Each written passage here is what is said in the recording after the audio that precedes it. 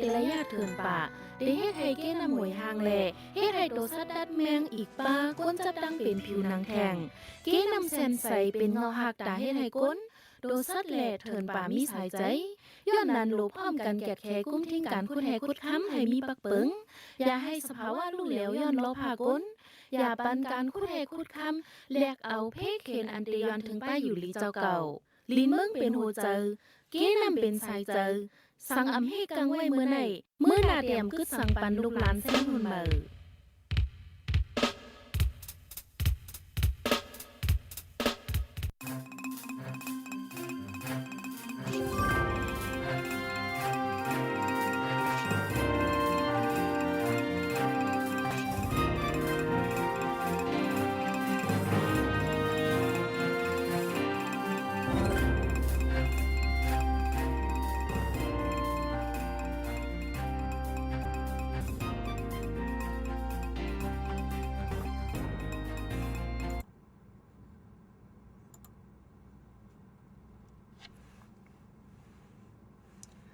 มาสุงค่ามาสุงไว้วันค่ะเนาะพี่น้องค่ะเมื่อใดก็วันที่29เดือนธันวาคมปี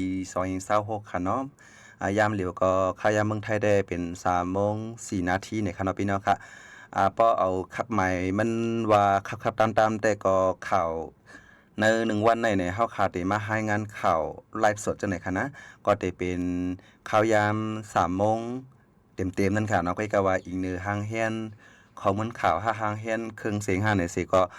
มันก็ได้ป่วนกว่าข่าวยามอีในคณะพี่น้องค่ะ1วันได้ก็ได้มาออกรายการอยู่2ปอกได้มีปอดเหนือกำนึงแล้วก็ได้มีปอดไว้วันในกำนึงปอดเหนือได้ก็เฮาขาดได้มีรายการตั้งหุ่นนำตั้งหันกว้างในค่ะเนาะเพราะว่าไว้วันมาได้ก็มาเจิงข่าวในเฮาขาดได้มาออกรายการปั่นเกี่ยวกับรองข่าวเงาในคณะพี่น้องค่ะพี่น้องค่ะอยู่ดีตั้งเหลอปอดเหลอทุ่งเหลอสีทอมอยู่ในก็อย่าไปลืมส่งข่าวส่งเงามาอย่าไปลืมลัดมาว่าอยู่ดีเหลอพองในคณะพี่น้องค่ะปอดพี่น้องใครอยู่นั่นเมื่อเหลียวเป็นหือเป็นหาพองในคันเนาะอีกหนึ่งอะไรปื้นตีเป็นหือพองว่าฟิงฟ้าราศีว่าได้เป็นเพซึกเพเสอว่าได้เป็นรองสิ่งแวดล้อมกุซึกุปงคันเนาะพี่น้องค่ะสังเสริมมีเงาลายอันหลากหลายเนี่ยก็แค่นต่อหลาดมาปันพองในคันเนาะเอาค่ะในวันมื้อนี้ได้ก็ข่าวเลยเลือกหัวข้อข่าวมามีอยู่หลายๆหัวข้อค่ะอันนี้ก็ได้ข่าววันว่าเป็นอันกวนเมืองค่ะถูกลีฮู้ค่ะเนาะข่าวเงาอันว่าในเฮาค่ะฮู้เย้าในตอนตาเฮ็ดสังหลาในตอนตาที่ฟังตอนตาที่เอามาเป็นตอนสอนในกูจึกุลองค่ะพี่น้องค่ะอันดังสุดค่ะข่าวเฮาได้ย้อนรายงานในปันข่าวเกี่ยวกับรองปิโดซิต PNO ว่าจุ่มลึกพื้น PNLA 60ปลายวางเคิงจูเขาในค่ะโหนาปิดุสิตเปาโอ PNO อันอยู่ใต้ซึกมานยึดเมืองนั่นลาว่ากวนซึกตับซึกปวดปล่อยเจิดจาดเปาโอ PNLA 60ปลายวางเคิงจูเขาว่าไหนเป็นกวนซึก PNLA เตอตับกอง359อันคนตานอ่อนโหยนั่น61ก็มาวางเคิงตีปิดุสิต PNO แลซึกมันตีทุ่งปางหมักนะครับเนาะใจเว้งหมอกใหม่จึงได้ปัดจานเมื่อวันที่25เดือนธันวาคมในว่าไหนอันมาวางเคิงนั่นโหนาเขาคนตานแต่ปาเป็นผู้นำเนมันคนเนลินอ่อนมากเว้มือว่าในวันที่28เดือนธันวาคมในไล่ห้องเอาปอแม่กวนเฮิรนลูกซึกเจอวางเคิงนั่นมาตีเวงโหปงสิเจอลงลายมือหับเอาลูกล่างเขามือขึ้นยาวในภูมิปนพรเนอจุมปิดุสิตก่อน1ลัดหนังไหนลูกจุ้ม PNLA ตับกอง359อันมาวางเคิงตีจุ้ม PNO นั่นวางปากองปอด27เล้ากองยาว3เล้าอีกปลาหมักกองพองซื้อเขาลัดว่าเป็นย้อนเขานำตั้งกินกลุ่มโทนแลจังไรมาวางเคิงว่าไหนเกี่ยวกับลองในจุ่มเฮาคาคัดเจอกับ10จูผู้ขันปากซึก PNLA อยู่เซตากับ10ไลไว้ลึกจุ่ม PNLA 60ปลายวางเคิงยาวเที่ยงวันหนึ่งในวันที่26ค่ำในซึกมันตั้งปิดสิทธิ์ PNO ห่มกันสีหลอดตึกดับซึก PNLA ที่วัน20ปีฝ่ายจ้านวันปังหมักเรียนลินใต้ย่างเหลียงปังตึกหึงหมอกครึ่งชั่วโมงวันนี้ครับเอาค่ะนี่ก็เป็นข่าวงับเกี่ยวกับรอง PNO และ PNLA นะครับพี่นะครับนี่ก็อ่อนตั้งได้เฮาคาดได้ใกล้ว่าซึกใต้เฮาคาดหนังกันพิษกันตึกกันเจ้าในเฮาคาดเป็นจำดีจังใจค่ะนี่ก็เหมือนกันมังเผา ซึกในเพราะว่าเขาชื่อว่าซึกเอาในเตียกออกเป็น2ขา2ง่ายในตา4-5นั่นน่ะเนาะมันซึ่งปะโอเนี่ยก็เป็นไว้2จุ่มให้นะครับพี่น้องค่ะก้อยก็ว่าในตอนนั้นได้ก็ข่าวได้ก็ออกมาว่า PNO ในลาดว่าจุ่มลูกพื้น PNLA ในมาวางเครื่องตีเขานั่นขนาดเนาะเอาค่ะพี่น้องค่ะอยู่ที่ตั้งเลยทุ่งเลยสีทอมอยู่ในอย่าไปลืมคอมเมนต์มาค่ะนะพี่น้องค่ะมังเจอก็ได้มาตกลื่นก็จังเป็นไรในคณะก้อยกำเป็นสังฆะขาเฮาตึกอ่านกว่า1โหก้อยในคณะสังจอยมีข้าวยามในไว้ข้าวยามเห็นหมอก5นาที10นาทีหมอกในก้อยก็เฮาขาจังฮู้ไหลข่าวเงาตอนตาในวันมื้อในคณะพี่น้องค่ะพี่น้องค่ะเจออยู่ที่ใน YouTube TikTok Facebook จะในคณะแคนต่อคอมเมนต์มาปันไล่ในคณะสังจว่าเลยยินเสียงข่าวยาวในอ่อนกันต้องตักหลัดต่อกันไล่ในคณะยอก็อยู่ที่ทุ่งเลยเลยสีทอมอยู่ในก็คอมเมนต์มาปันพองในคณะเอาค่ะกำในเฮาค่ะขึ้นมาถ่อมด้วยแทงตอนหนึ่งค่ะเนาะอันนี้ก็ได้เป็นเนื้อข้าวตังเหลือนเหลวนะคะกวนเมืองลอยขอเหยียบย้ำหมักแมงฝั่งลินมาเจ็บสีก้อนะคะอ๋อเนื้อข้าวตังเหลือนเหลวกวนเมืองลอยขอเมืองย่างเหลียงสีก้อเหยียบย้ำหมักแมงฝั่งลินอันกึดข้างไว้พ่องปังตึกนั่นสิมาเจ็บหาวแหงว่าไหนเมื่อปี2023ป่นมันนั้นย้อนปังตึกในเสวงไหลขอเมืองย่างแหลงสีกวนเมืองปืนตีไหลเงืองไปกว่าอยู่ต่างที่ต่างเว้งไหว้ปังตึกเย็นในห่างปีกายนั้นซึกมานห้องห้วยขึ้นเฮากวนไปเพศซึกปอกมืออยู่ขึ้นเฮินยีเผิงมันไหว้นั่นในขออ้างว่าตาเพียวซิมหมักแมงในสิเต็กย้อนเงินกวนเมืองแทงก้อยกากวนไปเพศซึกจื้อปอกมืออยู่เฮินขึ้นนั่นก็เหยียบย้ำหมักแมงสีไหลหมาดเจ็บลู่ตายวันที่19เดือนธันวาคมปี2026ซึกมันคานกวนหวานแลห้องการฝ่ายพ่องงามเฮ็ดลองมดเสือผิวยุกยักเนอปอกอ่องติซะนี่ค่ะเนาะวิ่งลอยอ่อนวิ่งลอยเหลี่ยมอ่อนจะวิ่งลอยคอกว่าตื้อยาหมักแมงอันกึดคังไว้พ่องปังตึกสีเฮ็ดเธอจากหมักตื้อกวนเมืองก่อนหนึ่งเป็นกวนเหตุการณ์เนื้อห้องการเตอซึกมันกุมกำเมื่อในวันที่10เมื่อในหนังเก่านะครับเมื่อวันที่13ป่วนมานั้นก่อนนางยิงอายุ40ปลายก่อนหนึ่งเป็นกวนไปเพศซึกพองปอกมือเฮินสีเฮ็ดลองมดเสือตีเฮินนั่นเหยียบย้ำหมากแตกตื้อหมัดเจ็บวันนั้นก้วยหนังเก่าลูกอ่อนอายุเก่าขวบก้นวานตื้อซ้ายขาเหยียบย้ำหมักเนื้อวางเฮินสีหมัดเจ็บแทงว่าไหนดีเว้งลอยคอในเนื้อข้าวตั้ง4เหลือนก้วยมีกวนเหยียบย้ำหมักแมงเนื้อสวนในไฮจอมตาจอมตั้งเนื้อปอกเนื้อหยองเนื้อปอกเนื้อหยอมเนื้อวางเฮินเจ้าเก่าสีลูดตายหมัดเจ็บมี10ปลายเอาเป็นกวนไปเพศศึกสีปอกคืนเฮินเยลอนๆในกวนเปิ้นตีลัดหนังไหนอันนี้ก็เป็นข่าวเงาอันนึงอันลีมองเจอจอมพี่น้องค่ะเจออยู่ในเมืองใต้ค่ะนะมังเจอในก็เปิ่มหรือไรบุญพรค่ะเนาะมังปอกในอยู่ที่ตั้งหรือสั่งมาแต่เลยกว่าเฮ็ดตันชี้เย่แต่เลยกว่าเฮ็ดลองวัดเสาตีนันตีนาในก้อยกาว่าเพราะว่าเป็นอองตีอันใกล้เป็นปังตึกมาเย่านั้นในมันดีกูนะครับพี่น้องค่ะสังสว่าพี่น้องค่ะอยู่ที่ในปื้นตีอันใกล้อันยามเป็นปังตึกมาในจึงในค่ะเนาะอย่าไปกึ่งกลางอย่าไปเมามังค่ะเนาะแค้นต่อไว้ฟังสติใหญ่นำกันค่ะนะยินจมพี่น้องค่ะใน TikTok ค่ะเนาะอันกดไลค์มาอันปันหัวใจมาอันยกมือมาอันคอมเมนต์มาเจอในค่ะนะยินจมค่ะอ๋อกำในเฮาขาขึ้นมาถ่อมตุ้ยแทงข่าวงาเฮาขาแทงโหนึงในค่ะเนาะอันในแค้นลีอาร์มเอาค่ะนะนายยิงก่อนหนึ่งย่ายาอ่ำในค่ะเนาะอันฝ่ายมันเขาห้องว่าตู้ซีนั่นค่ะนะตู้ซียาอ่ำในค่ะเนาะยาจังนั้นเสียวเลยซุ่มปลากว่าลดเคิงในค่ะอ๋อในวันที่28เดือนธันวาคมมื้อว่าในนางยิงก่อนหนึ่งตีเว้งตนตีจึงได้ประจานยาอ่ำหืมนั้นตู้ซีซุ่มปลากว่าลดเคิงหนึ่งลำว่าไหนมีกวนไซก่อนหนึ่งเลยกวนยิง2ก็อยู่เวงอ่องป้านเจอเขาลัดว่าเขากว่าด้วยเฮือนอันปืนเผาขายไว้นั่นเลยสิมาโจนางยิงกล้าขายลอกหลินเฮือนยีติเวงตนตีไว้กว่าถึงหิมกัด212นั่นมันนางยาอ่ำหืมนั้นอันฝ่ายมันห้องวัดตูสิพองมันนางฟังตูมาไหลขึ้นนั่นเจอเขาป้อเอารถเครื่องมันนางไปกว่าเยาว่าไหนเมื่อในหนังเก่าครับบ้วนมาหลายวันในก้วยรถเครื่องอันเกิดไว้ตีเนวางโฮงหยานางยิงเลยลูกอ่อนรถเครื่องอันเกิดไว้เนวางเฮินเนปอกเกียนตาเว้งตนตีนั้นยาหลักเอากว่านะคะตีเว้งตนตีในปลิกซึกมานใกล้กวดทัดตียอบรถเครื่องมีเวอร์ไลซินจอมหมายมีวันกิกวันกูในสิตาลองผู้ลักจักโคดนำเหลืองเตะ เอาปนพรตียอบปันไลให้ถึงตีนะครับพี่น้องครับเพราะคำว่าด้วยเนื้อเวงตนตีเนี่ยก็เป็นเวงหลวงอันนึงอันกวนก็กึ้นค่ะเนาะพี่น้องค่ะก็กะว่าอีกเนื้อลองในจ่องซ้ำมีลองห่มลมดีงามเตหือในว่าอะไรค่ะเนาะอยู่ดีปริมาณเขาในก็เขาก็เฮ็ดอยู่ในก็มันถึงตีก็เปื่อว่าฝ่ายนึงก็ปักเปิงพองงามวันเมื่อเขาค่ะก็มันทำไปเก่นแข้งค่ะเลยเนาะก็เปิ้นนั้นแหละกวนเหตุการณ์ปาเติมมันก็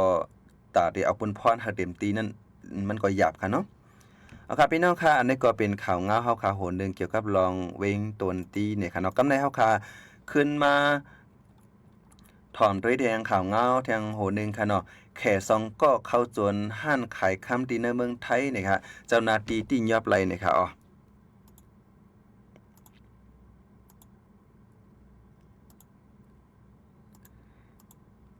กำคณะพี่น้องค่ะเดี๋ยวย้อนเปิดเคียบหางก่อนค่ะเนาะเอาค่ะกวนใจ2ก้อเนี่ยค่ะเนาะกวนใจ2ก้ออันนี้เป็นแขค่ะเนาะกวนใจแข2ก้อเข้าจวนหั่นขายค้ำเนื่องจากตอนนครราชสีมาเนี่ยค่ะเนาะเมืองไทยค่ะเอาค้ำกึ่งเงินไทยหมอก300,000สีหลักไปเนี่ยค่ะค้ำนั่นกะขันมันมีหมอก300,000ในค่ะเนาะพี่น้องค่ะถูกเจ้าหน้าที่ไทยกดทัดที่ยับไหลขึ้นยาวว่าไหนป่นมาวันที่27เดือนธันวาคมกลางใน10โมงไปกวนใจแข2ก็ขี่ม้ารถกาโตโยต้ายาริสในคะเนาะสีขาวมีป้ายรถสีเขาจวนห้านขายค้ำห้านหนึ่งเนเจตอนนครราชสีมาในคะเนาะเนื้อห้านขายค้ำนั้นมีไว้กวนเหตุการณ์นางยิง2ก็ไว้ใจแข2ก็นั้นทุบก่อยอองตีไว้ค้ำเจนันสีจักเอาโคค้ำหลายๆแสนลักปลายกว่าวันนี้ไหวเจ้าหน้าที่ไทยเหลือบล้ำกวดทัดหลายตีนั่นกว่าติ้งยอบไหลขึ้นไซแข2ก็ตีหิมจางลวดกะเนเวงหลงกรุงเทพตีหนึ่งเจอเขาเป็นกวนเมืองแขมาแอวแหล่เมืองไทยเสอยู่ไว้ในเมืองไทยก็หนึ่งมีอายุ27ปีก็หนึ่ง39ปียืนยันตอบไว้ดีเจ้าหน้าที่ไทยว่าย้อนมีลองหยับผึดเงินต้องแลจังไรขับขึงจนห้านไขคำว่าไหนนะครับพี่น้องค่ะอันนี้ก็ป้อขามาด้วยกวนจน2ก้อนเนี่ยเจอว่าอายุเยอะขนาดพี่น้องค่ะเป็นกวนหนุ่มแสนหุ่นเหมิกไว้อายุ27และ19เนี่ยค่ะเนาะก็เปิ้นนั่นแหละเพราะขาดด้วยข่าวโหนในยาวในจึงกวนเมืองใต้เฮาค่ะก็อ่าลูกอ่อนจังได๋เนี่ยค่ะเนาะลูกอ่อนกวนหนุ่มจังได๋ในเพราะว่าเล่นเกมหน้าอาลาเพราะว่าเล่นปังต่อรองหน้าอาลาในมังปอกมาเพราะว่าซุ่มเนื้อซุ่มตัวยาวในมังปอกกวนเฮาค่ะในเป็นกวนลีอยู่สิตาก็จังเย็นเป็นกวนไห้เลยค่ะนะก็เปิ้นนั่นแหละมือไปกว่าไกลๆมือไปเปลี่ยนมือพยายามไปลู่แฮงนั่นในกึ่งลีทัดสางกึ่งลีต้องถามด้วยลูกหลางเจ้าเก่าสิอ่ถามด้วยกังเสือเขาด้วยเงาลายเขาสิให้กังปันในคานอป้อมนั่นในกูเป็นเปิงเป็นอันในคานอป้อมาด้วยอายุ27และ19ในแม่นพ้องกึ่งลีเลียบเฮนแม่นพ้องกึ่งลีสร้างตัวให้ขึ้นเยอะเหมือสูงไว้ก็ว่าสังชื่อว่ากว่าไปเส้นทางเพชรในจึงจัดปานกวนเอาค่ะในจังลู่กว่าจอมในคานอพี่น้องค่ะครับพี่น้องครับคำในเฮาขามาถ่อมด้วยข่าวเงาแทงโหนึงค่ะเนาะซึกมันปืนเผาห้วยส้นว่ากวนหับการซึกเย้านั่นตีหาการนอกเมืองปันนะครับว่าเนาะอันนี้ก็จะได้พี่น้องเขาว่นเอาด้วยค่ะเนาะซึกมาได้ก็เป็นเผาว่าสังชื่อว่าหาบการซึกปันเขาเย้าในเขาได้หาปันการนอกเมืองนะครับว่าห้องการพ่องลงฝ่ายแห่งการเมืองมันเปิ้นเผาว่ากวนเจอหาบการซึกเย้านั้นสังว่าเคยกว่าเหตุการณ์นอกเมืองตีหาการปันว่าในเสตาอยู่ดีจุ่มจอยหาการนอกเมืองลาดว่าตีมีพรย้อนจอมตั้งหลังเทียงแลอำเคยยุงเกี่ยวจอมว่าไหน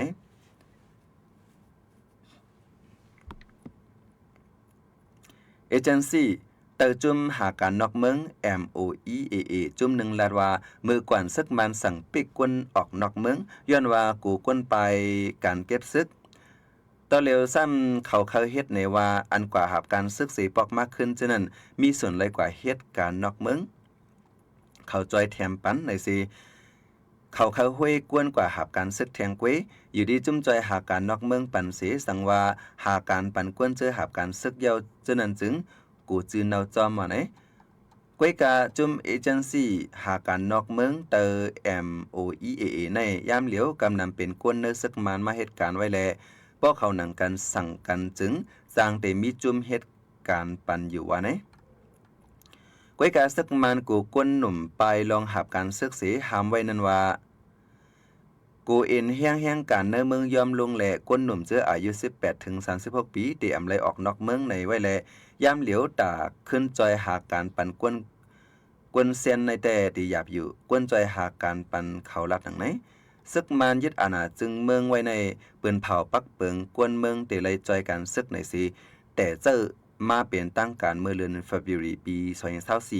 2024ย่ามเหลียวเป็นมาจุบที่ซาวเยาะกวนเจอกว่าจุบแหกจุบอ่อนตั้งสุดจะนั้น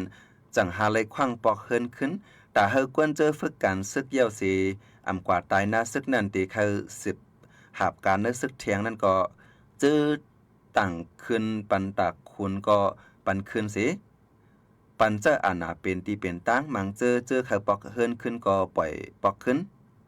กวยกากวนเจอกว่าหาบการซึกสิปอกขึ้นนั่นอ่อนกันมาลัดว่ากวนกว่าหาบการซึกจุบที่1เหงก็ในอันนำตายเสียจังปอกขึ้นเฮิรนมีหมอก3ปักก็ในกวยวันนะครับพี่น้องค่ะในกอลีโกค่ะเนาะปอขามาด้วยในซึกมันในเปิ้นเผาเปิงเก็บซึกเก็บเอาก้นหนุ่มกว่าเย้าในเอากว่าตึกซึกฝึกเอาลายเรือนอ่อนกวยเอากว่าอยู่ดังนาซึกเหตุตึกในอำตายดีกว่าอยู่เลยครับเนาะพี่น้องค่ะก็เปิ้นนั้นแลในเอากว่าเฮงก็ในก็ได้เหลือมาหมอกเฮ3อันปอกขึ้นเฮิรนเฮหันหน้าหันตาในหมอก3ปากก็กวยนะครับพี่น้องค่ะครับพี่น้องครับก็ได้เฮาคำมาถ่อมด้วยข่าวงาเฮาคาแดงโหนนึงเมือง UAE ปืนเผาถอนตัวออกจุ่มต่อส่งก้าขายน้ำมันจาก OPEC นะครับเมืองโฮมตุ่มเจ้าฟ้าอาหรับนะครับเนาะ UAE ปืนเผาออกเป็นตั้งการไว้ว่าถอนตัวออกจุ่มก้าขายน้ำมันเจอไฟเหื่อมนั้นน้ำมันจาก OPEC ว่าไหน OPEC มุกจุ่มต่อส่งก้าขายน้ำมันจากในแต่ขอดพอดมาเจอเมื่อปีแห่ง1960เป็นตาเตงบงี้เจ้าตือเงินต้องอันไหลมาตีการก้าขายน้ำมันเหม็นจึงเมืองเขาจุ้มอีกเนื้อน้ำมันเหม็นอันลองเหยื่อตาลมฟ้าในสีเนื้อตรงวงกูเมืองในจุ้ม OPEC จกมันมาเป็นจุ้มยังเหยื่ออันหนึ่งจึงเมือง UAE ลัดว่าแต่วันที่1เดือนธันวาคมในถอนตัวออกจุ้ม OPEC ยาวว่าไหนเมือง UAE ในเป็นจึงเมืองเฮ็ดออกน้ำมันเหม็นนำตีสุดที่เนื้อลมฟ้านำที่สุดที่3นะครับลองจึงเมือง UAE ถอนตัวออกจุ้ม OPEC ในจางตุ้มยอนแห้งต่อส่งก้าขายน้ำมันเหม็นและฝ่ายกุ้มกำกาขันน้ำมันเหม็นเจ้าหู้หมอเขาทัดสางลาดไว้หนังไหนจุ่มต่อส่งก้าขายน้ำมันจาก OPEC ในกุ้มกำไว้การเฮ็ดออกน้ำมันเหม็นรวมฟ้าหมอก 40% เมื่อปีกายแห้งเฮ็ดออกก้าขายน้ำมันเหม็นเมืองอเมริกันปุ่งขึ้นมาในก็เป็นลองตุ้มยอนเหนือจุ่ม OPEC ยามเหลียวจุ่มต่อส่งก้าขายน้ำมันจาก OPEC ในเมืองซาอุดิอาระเบียนะครับเนาะปอนโฮไว้เสมีลองตั้งหันถึงเหมือนกันตั้งเมือง UAE ไว้ย้อนเปิดว่าเมืองซาอุดิใน1วันเฮ็ดออกน้ำมันเหม็นปุ้งตล่ำหมอก9ล้านนะครับเมือง UAE ซ้ำจอมหนังเปิงจุ้ม OPEC ไล่ส่วนเฮ็ดออกน้ำมันเหม็นปุ้งตล่ำในหมอก3ล้านกวยว่าไหนค่ะนี่ก็เกี่ยวกับรองปัญหาลมฟ้าค่ะเนาะปัญหาลมฟ้าอันว่าในค่ะนะเกี่ยวกับรองน้ำมันจ้าค่ะเกี่ยวกับรองสังก็อย่าเพราะว่ามันเป็นปัญหาอันมีจันลมฟ้าเนี่ยแต่ก็เฮาคาจะได้ตื่นเต้นมีพรตุ่มยอนเหมือนกันหมดค่ะเนาะพี่เนาะค่ะก็เป็นหลุดไหลเปิดถอมด้วยเงาลายสิกึ่งลีหางแฮนโตจังคือก็เฮาคาหลุดไหลหางแฮนโตนั่นค่ะเนาะกำแล้วค่ะมาถอมด้วยข่าวงาเฮาคาแทงค่ะเนาะพี่เนาะค่ะข่าวกำเล่นได้ก็แห้งการเจอไหลวันลือสีปอกมือเมืองมันขึ้นนั่นติไหลเอาไว้กำลุ้มพ้องต่างนะครับในวันที่28เดือนธันวาคมมื้อว่าในห้องการฝ่ายจี้สั่งกวนเหตุการณ์เตอจุ่มซึกมานยึดเมืองเปิ้นเผาออกมาว่าแห้งการเจอไหลวันลือสีปอกมือเมืองมันขึ้นนั่นได้ไหลเอาไว้กำลุ้มพ้องต่างมันฝ่ายการลุ้มอำนั้นลุ้มฝ่ายเกี่ยวข้องพ้องต่างเช่นนั้นสังว่าอยู่เศร้าไว้ตีเมืองมีลุ่มพ้องต่างมันไหนเฮาเอาไว้กำตีเจ้าโฮงการนะครับเนาะกว่ายินต่างตีลุ่มพ้องต่างเมืองอันมีจำตีเจ้าเก่าอยู่เศร้าว่าไหนไม่มีในซึกมันแต่มักมันเจอตื้อกว่าวันที่1เดือนธันวาคมเดือนหน้าในนะครับพี่น้องค่ะเดือนมีนี่ค่ะนะ แห่งการกวนเมืองมันเจอเด็กเขาขึ้นในเมืองห่มตัวมันนั่นตื้นแต่เลยเอาเวอร์ฮับห้องตีเจ้าการยาวกว่ายืนต่างตีลุ่มพ้องต่างหรือนั่นเฮอเหตุการณ์วีซ่าหรือนั่นเฮออันเอาเวอร์เหตุการณ์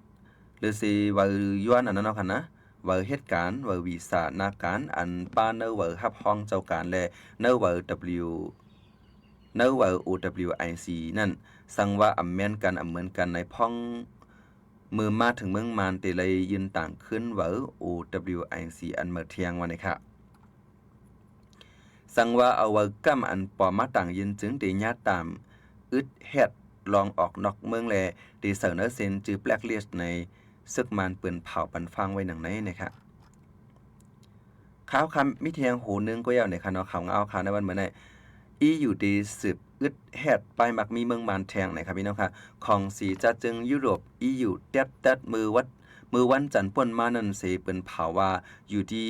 อยู่เสเดสืบอึดแฮดไปมักมีเมืองมานกว่าแทงปีนึงต่อถึงวันที่30เดือนธันวาคมปี2027นะครับ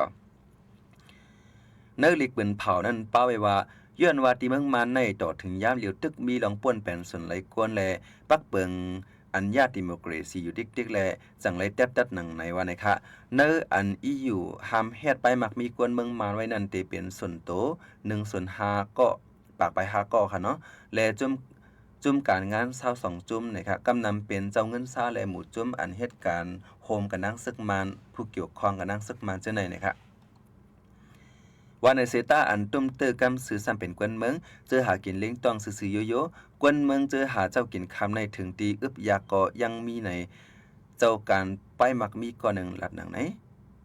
อันอึดเฮ็ดไปมักมีเมืองมานในเหมือนหนังอำซื้ออำขายจอมเมืองมานอำปันเงินต้องลมฟ้าไหลเข้าถึงหลวงปองจึงเมืองมานห้องการเหยอเจ้าไปมักมีเจ้าเงินซาผู้มาลงตื่นในเมืองมานก็อ่อนกันทอนตัวออกหมดจิมเจอไหนนะครับพี่น้องครับอันนี้ก็อยู่ดีเมืองอยู่ค่ะเนาะเตกำกินต่อเมืองมานเจออันเหตุการณ์ไปมามีเหี่ยวก็โฮมกันนักซึกมานเจอนั่นค่ะเนาะอันนี้ก็กูเมืองแต่ก็หันถึงว่าเมืองมานในมัน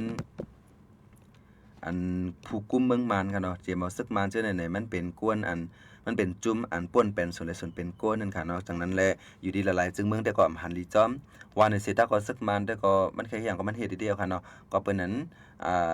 ที่เป็นเงาไล่ทางจึงหือในเฮาคาเปิดอ่อนกันถอมด้วยข่าวเงาแทงมาปอกปอกหน้าปอกเลื่อนแทงในค่ะเนาะพี่น้องค่ะตอนตาในวันมื้อนี้ได้ก็ข่าวเงาเฮาคามีมากันในนึงในค่ะเนาะสังเสือพี่น้องค่ะใครลัดสังใครสั่งสังที่ในรายการเฮาคาเนี่ยก็ลัดมาเลยลงแรงเนี่ยค่ะเนาะมันลูกเก่งใจในค่ะเนาะพี่น้องค่ะ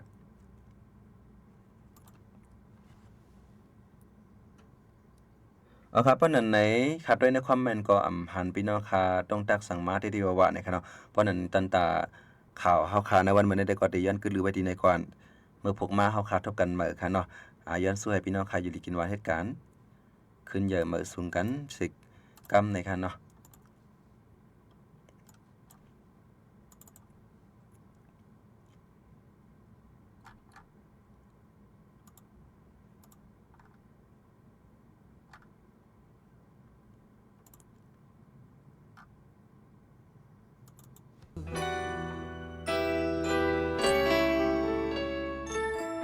การคุดแฮคุดคำเตระยะเถินป่าเดเฮ็ดให้เก้นำหมวยหางแลเฮ็ดให้โตสัดดัดเมียงอีกป้าก้นจับดังเป็นผิวหนังแทงเก้นำแซนใสเป็นเงาหักตาเฮ็ดให้ก้นโดสัดแหล่เถินป่ามีสายใจย้อนนั้นโลพร้อมกันแกดแคกุ้มทิ้งการคุดแฮคุดคำให้มีปักเปิงอย่าให้สภาวะลู่แล้วย้อนล้อพาก้นอย่าปันการคุดแฮคุดคำแลกเอาเพเคนอันเตยอนถึงป้าอยู่ลีเจ้าเก่าลินเมืองเป็นโหเจอเก้นำเป็นสายเจอสั่งอำให้กังไว้เมื่อไหนเมื่อนาเดียมกึดสั่งปันลูกหลานเส้นหุ่นเมอ